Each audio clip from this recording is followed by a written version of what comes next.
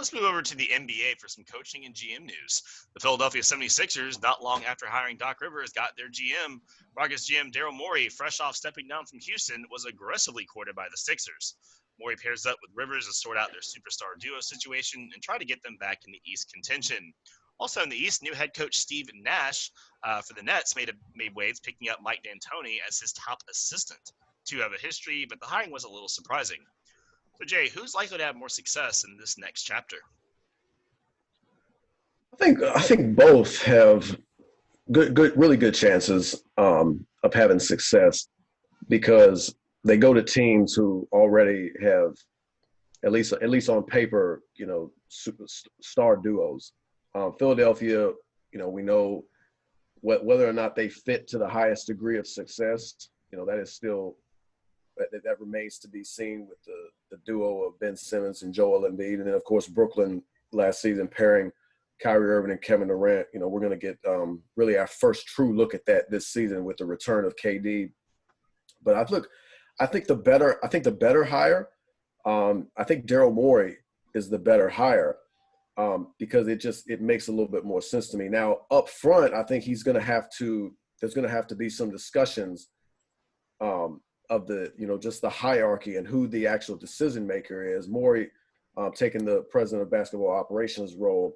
And I just saw this morning that Elton Brand, before Morey got hired, I believe he was given a contract extension, at least that's what's being reported. The general manager who in his first season last season, he was not very good. And then, of course, you have Doc Rivers coming in there. There's a lot of personalities and a lot of, big name guys with, resumes to stack up against each other. Doc Rivers is a championship coach, even though he hadn't been able to get it done recently.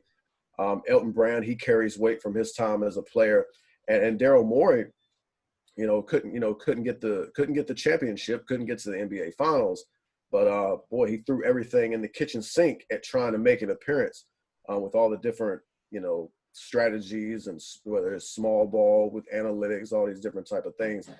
I think the one decision that has to be made very quickly, and maybe if you look at a shortened season, maybe you wait until 2021. But I think first and foremost for Daryl Morey, you got to look at do we continue forward with Joel Embiid and Ben Simmons together? And I think you have to make that decision fairly quickly because at some point, and I'm already done with it. I think we've seen enough to know I don't think this will work. In terms of winning an NBA title. So I think you have to decide which one you'd rather build around for the future. And I think no matter which one you trade, I think you can get a pretty significant haul for either one. And I think you can get if you can get a proven guy back, let's say for example, and I don't know if you can do this, but what if Houston is ready to perhaps go in a different direction? And maybe could you get James Harden? Could you do a Ben Simmons, James Harden swap? I think if you can do that, I think Daryl Morey would be thrilled for that. You pair James Harden and Joel Embiid together, and I think you can have something very interesting. But if you don't want to go that route, maybe Daryl Morey's thinking a different way. Maybe he wants to get rid of Joel Embiid, and then Ben Simmons could be his quote-unquote Russell Westbrook, and you just load up shooters around him. Maybe you go that way. But I think depending on what Daryl Morey wants to do, and we know, he has a history of trying a whole lot of different outside-the-box ideas. But if he wants to continue along the lines of, three-point shooting, free throws, no mid-range, no post-up, it's going to be interesting. In that regards, you would think maybe Embiid would go because Embiid, first and foremost, is a post player. And we know typically in a Daryl Morey, if Daryl Morey is associated with a franchise, well, the post-up game doesn't exist. And then, you're going to have to recreate this roster because last year Philadelphia went against the grain and they went with we were looking at, Embiid, Al Horford, Ben Simmons. They got just outside of the Lakers. They were the team that accumulated the most size, but they didn't have the shooting. When you look at, you let go of JJ Redick. Obviously we know Jimmy Butler went to Miami. That was one of their best scorers. So that's my question with Daryl Morey. I think Daryl Morey has the basketball acumen, and we've just seen him do it in Houston. And regardless of how they move, I think they're going to be compelling and they're going to score the basketball. But just to speak on Brooklyn, fairly quickly. This just, I think me and Drake were discussing a little bit earlier. This just looks a little bit strange to how they're structuring things for KD and Kyrie Irving. First of all, you hire a guy who, to my mind, doesn't have any coaching experience at all in Steve Nash. And then you want to, I guess his top assistant is going to be his former head coach, and Mike D'Antoni, who has been a head coach for, I don't know, the past 15 plus years, and fairly successful, doesn't have the title, doesn't have the NBA title. And then you get another assistant who has no coaching experience in Morey. You combine these three guys together, and the immediate question I have off the cuff is, are they gonna play defense? Are they going to invest any energy and effort into playing defense? And that's where I think the last assistant may be the most important hire at all, and that's Ime Udoka, who they did, interestingly enough, they got him from the Philadelphia 76ers. So I think he could be the guy that could be most interesting to watch and will have the greatest impact on how they defend. But in terms of who will be more successful, I think immediately up front it could be Mike D'Antoni and Steve Nash with Brooklyn. But when it's all said and done, and just based on the position that Morey has in comparison to D'Antoni, I think Morey will have the most success when it's all said and done. Yeah, I think Jay hit most of the wickets when it comes to this question. It's just very hard for me to see D'Antoni, having more success than Morey, because when I look at it, I say which one of these guys are doing jobs that we know them for, which one of these guys are doing jobs closely to what they was doing. That'll be Daryl Morey in this situation. Running the team, that's what he does. And like I say, for all the negatives I gave him for Houston not getting over the hump, he still had them as a successful winning franchise when it all came down to it. I don't think they had many losing seasons when he was there, if they had any. And then just like Jay said about Mike D'Antoni, listen, here's the deal. It's just this looking like a whole crock pot of a mixture of soup. I mean, listen, like you said, first-year coach Steve Nash got a little experience, so I'm going to put some respect on the fact that he was a special assistant or assistant with the Phoenix Suns, and then Golden State 1 and 2. And then your first assistant is Mike D'Antoni, which many thought he was going to be a head coach again for some franchise, but I think he risked it for the biscuit and came up short, and he didn't get a head coaching job, so now he's a first assistant. Then you got Amari Stoudemire, one of those guys that's going from that whole player to coach transition, kind of like what Jason Kidd did, kind of like what Derek Fisher did, one of those transitions. And like Jay mentioned, you got the guy from the 76ers. So you got two coaches that's coming that's been their seasoned coaches, but the head coach is a rookie coach. And then I don't even know what you're doing with Stoudemire. I don't know, like that's a graduate assistant program or something. I don't even know what that is. Then when you put all that, you mix all that together, and then you put that with the fact that, okay, now you're talking about KD and Kyrie, two of the most outspoken, rebel-like, we going against the norm players. You got, I heard an interview with Kyrie and KD actually on the podcast saying, we don't even need a coach. So most days we can coach the team. Okay. That's not it. Like, even if LeBron said something like that, I'm looking at him side eye, even though that could possibly be like a thing, like, because his IQ is so high. Not saying those guys not smart, not basketball savvy, their IQs are not high, but it's like, y'all don't even want to do your own job and you want to do someone else's. Like, what are we talking about here? So I don't understand when Kyrie say I can coach the team Monday, Wednesdays, and Fridays, and KD can coach them Tuesday and Thursdays, or vice versa. It's a whole lot of nonsense. And now you're on top of that, you bring a first-year coach in, and it just doesn't sound like it's gonna make a whole lot of sense to me. I could totally be wrong, But when I mix all that stuff, sometimes when you cook certain foods, if you put the wrong ingredient, you mess up the whole thing. And it's just like we got a whole lot going on. Let's see if that works. To Jay's point with Daryl Morey, I think it will be a change in his philosophy.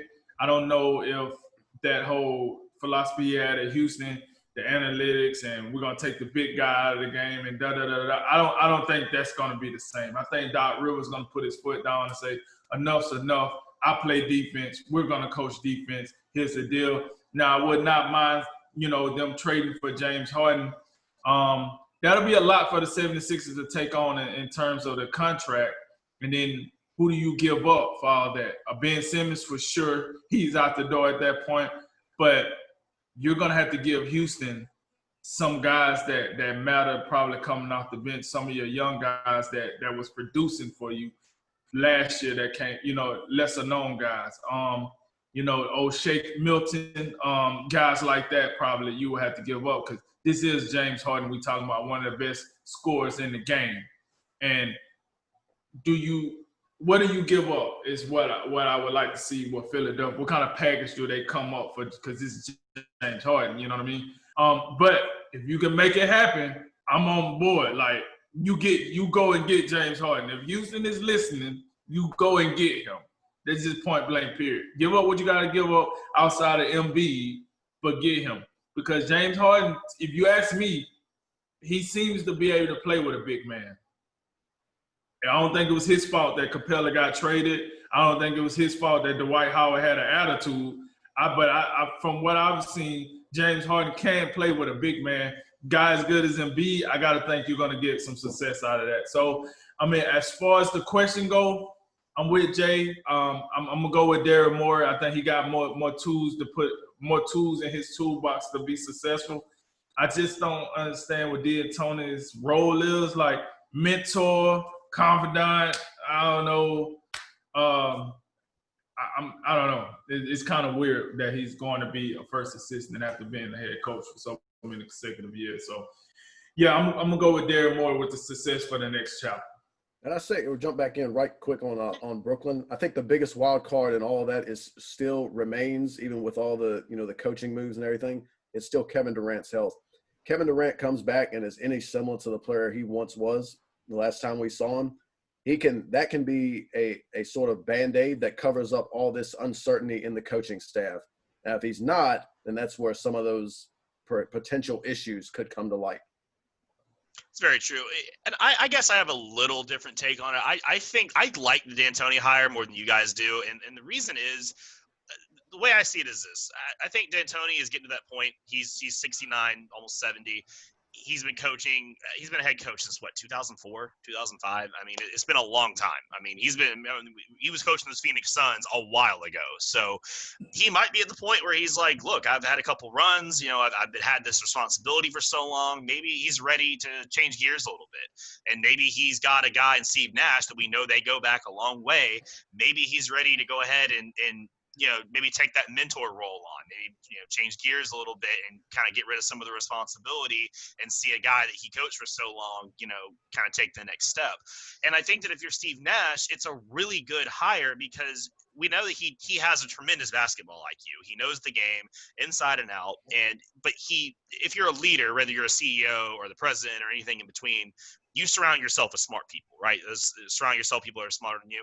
And I don't know if it's like pure smarts, but D'Antoni is going to bring a boatload of experience that he doesn't have, that Stoudemire doesn't have, and a lot of the other guys on the staff doesn't have. And I think that one thing we might be overlooking a little bit is D'Antoni's experience in dealing with personalities. I mean, he's coached James Harden. He had some time with Kobe, Russell Westbrook, Carmelo, Howard. I mean, he's coached some of the biggest names in basketball. And what we always talk about with coaches and managing personalities. What do the Nets have? They got some freaking personalities on that team. And, the first time in the season that KD and Kyrie start acting up, Steve Nash on his own may not know quite how to handle that situation, but D'Antoni may say, hey, man, this is how you need to take the situation. This is how you need to approach it with these guys, how to smooth this over so we get back on track. I think that wealth of experience is going to be very good for Nash, and it could potentially be that missing piece that the Nets wouldn't have otherwise. So I like it, and I'm viewing it as, D'Antoni's ready to change gears a little bit and not he bricked on all the other coaching vacancies and this is what he settled for. Yes, if you take it like that, then it does look a little more suspicious, but is what it is there. But I think it's going to be fun. I mean, these guys all know each other. They go back. They're not just a bunch of random guys thrown together in a box. I mean, they all have a long history together. So, maybe it works out better than we expect.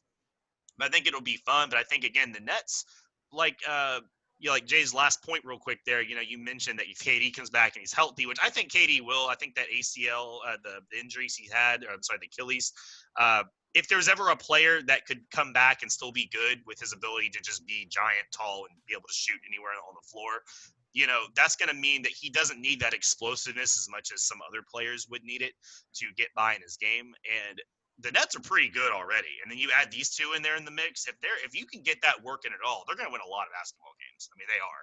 And if they're winning basketball games, this is all going to be hunky dory, and they're all going to feel good.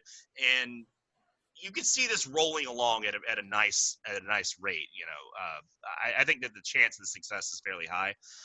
So I like it more than maybe you guys do, but I think Morey's got a good chance in Philadelphia too. I really wonder how that looks with the two superstars and the difference of opinion. Does Doc Rivers think the same way that he does and Elton Brand does? I mean, are all those minds thinking the same? I mean, if they all wrote down a vote who's going to get traded or are they going to trade at all, they may come up with three different answers. And then how do you work that out in the organization? So I don't know. That goes back to my main point up front with that is like who's in charge. Like you Right. got Daryl, they bring in Daryl Morey to be the basketball president of operations, but you still have Elton Brand and Doc Rivers to contend with, who they bring their own cachet to the table, so they're gonna have to get on the same page as far as that.